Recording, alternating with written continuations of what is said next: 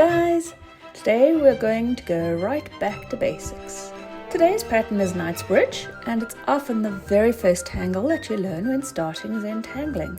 So, welcome to day 19! The Knightsbridge pattern was created by Zentangle. It is the first Inktober pattern this year to utilize a grid, which is the very first basic step you learn in Zentagling. Because this one is so simple, I'm going to take you through the absolute basics of tangling. I did start going through some of these on the day 16 video, but I'm really going to drum down into them.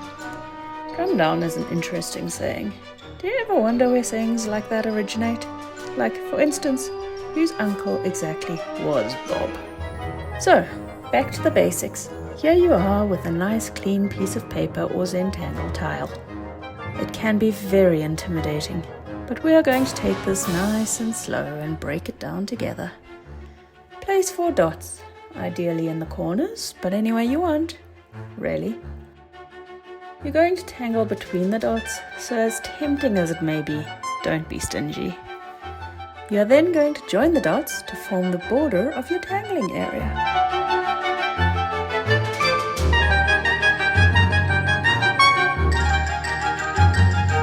Next up, draw a string, which is just a guideline to break up the space. Play around with different types of strings. Freeform, structured, even giant letters, or if you're really ambitious, the outlines of a picture. Remember, there are no mistakes when tangling, and very intimidatingly, no erasers. Whatever you get down on the paper is what you work with. Now, pick an area in your string for each pattern you want to do. Because Knightsbridge is such a simple one, I'm going to throw in some bonus patterns, all from Zentangle. They don't actually feature any Tangled patterns on their website, but if you start at the Knightsbridge link in the description, you can search for the ones I'm going to add. Knightsbridge utilizes one of the basic building blocks of many Tangle patterns, the grid. Grids form a key trick to simplify overly complicated patterns. One trick to picking up if a pattern is grid-based is to look for reflections within the pattern. Oftentimes, these are just grids inverted or mirroring each other. The magic of the grid is that not only does it help to break down and simplify a complicated pattern, but simply by skewing or changing the sizes of the grid lines, you can completely change the look of a pattern and give it more dimension, even without shading. By the way, you should still be working in pencil until you are happy with your grid. Getting back to Knightsbridge, and believe it or not, you're actually almost done with this pattern. Except, actually doing it, that is. What I'm trying to say is that there is essentially only one more step. That is, to pick a block and paint it black. Continue filling in every second block until you get to the end of the row. On the next row, make the coloured block the one between 2 from above, creating your checkerboard. That's it, Knightsbridge complete.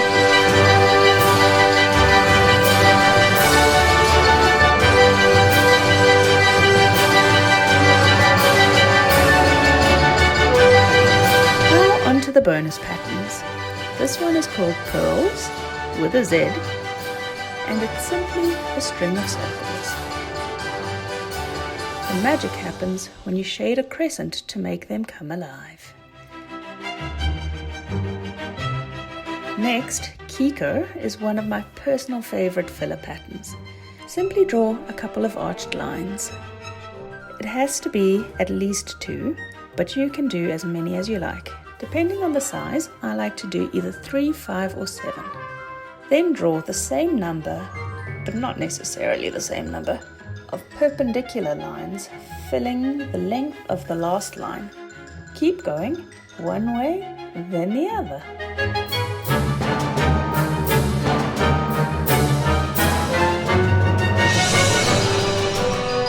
This one is Printemps. Draw a tight spiral, making at least 2 full rotations. Then, make a small gap and keep going. Keep making the gap in the same place but getting slightly bigger with every rotation. Once you are happy with the size, encapsulate it in a full ring and move on to the next one.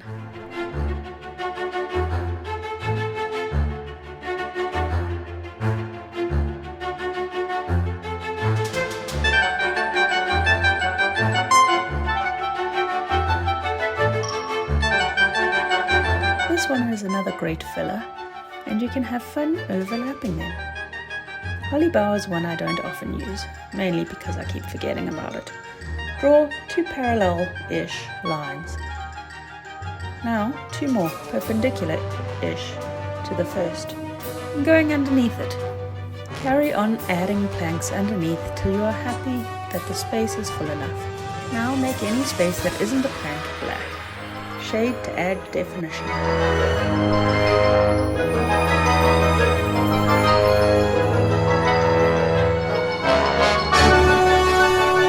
The last bonus one, and the most complicated one today, is Ennies. This one has 2 elements and 3 steps, so hold on to your hats, folks. Start by drawing teardrops around the border of your space.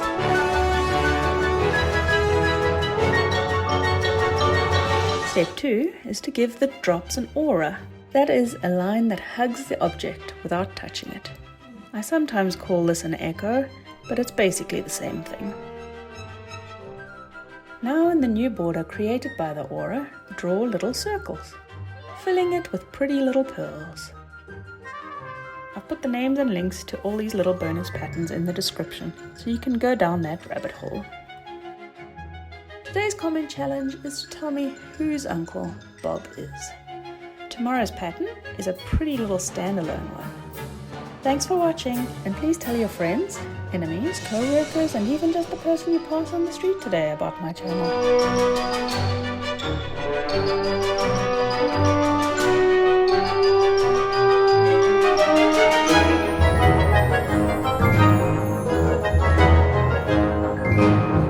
See you later, guys.